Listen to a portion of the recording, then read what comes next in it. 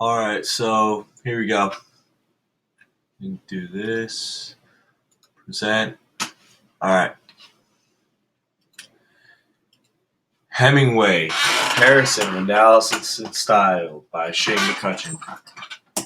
Alright, so with Hemingway's style, he really kind of uses a lot of his personal experiences back in World War II to formulate all of his details. He has this type of method he developed, which is called the iceberg method, in which 30% of the details were left on surface and 70% of the details were under the surface for you to ponder and think about. He has a character that he tends to use in a lot of his stories named Nick Adams. It's kind of his own parallel to himself.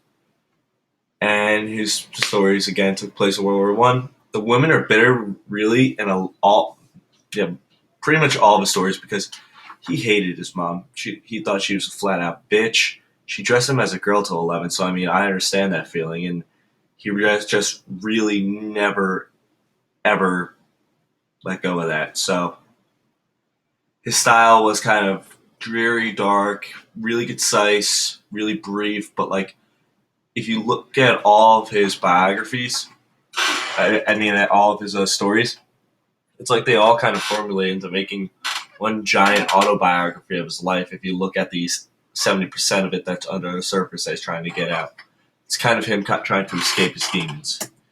So here's a picture of him. Pretty cool dude.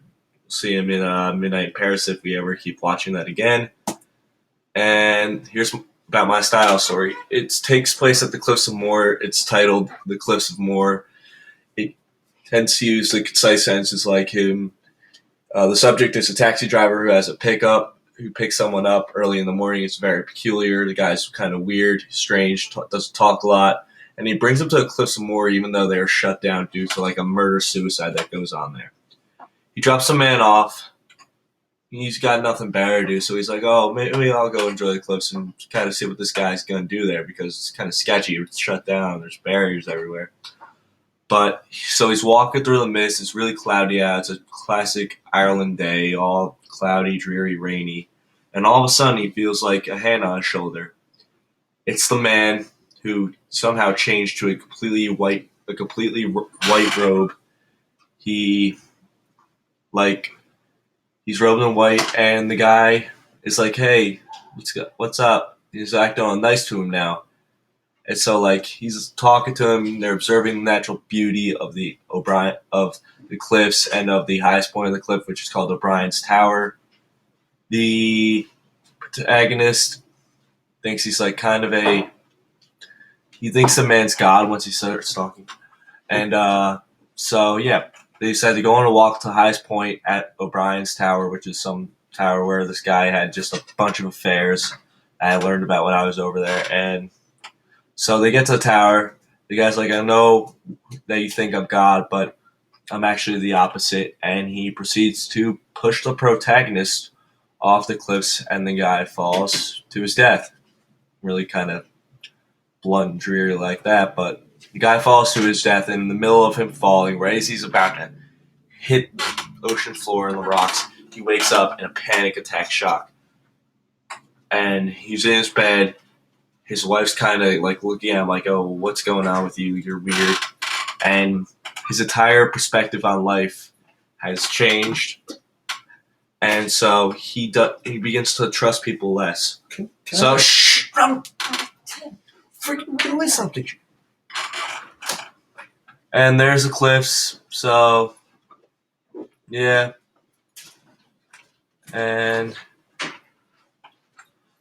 the story and the style connect because they're both use concise sentences.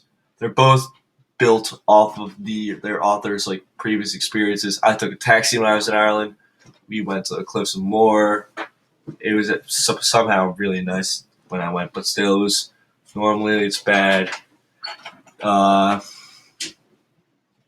There's a lot to do with our daily lives. There's a lot about changing perspective on trusting people. I'm normally a very trustworthy person, but there's been some stuff that it's been going on that I really can't trust people too much. I don't know. I'm learning that slowly. Something about maturing or something. But So Hemingway, like a lot of his stuff takes place in Italy because that's where he fought during World War One. So, and a lot of my writing takes place in Ireland. A lot of my influence takes place there because I freaking love that country. It's great. I want to go back so bad. The only thing that sucks is paying $2 for a liter of gas, not even a gallon. But both stories use a lot of dialogue, and they both teach lessons that everyone should know. My lesson being don't trust people. Hemingway's lessons being don't give up, stuff like that, because he's definitely sure as hell thought about it, especially when I'm pretty sure he committed suicide. He did.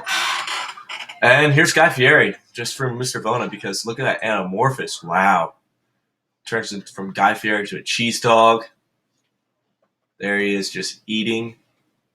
And hey, Angelina, Bush to 9/11, right? Right? Yeah. So, there you go. All right, cool. That's the end. Thank you. Goodbye.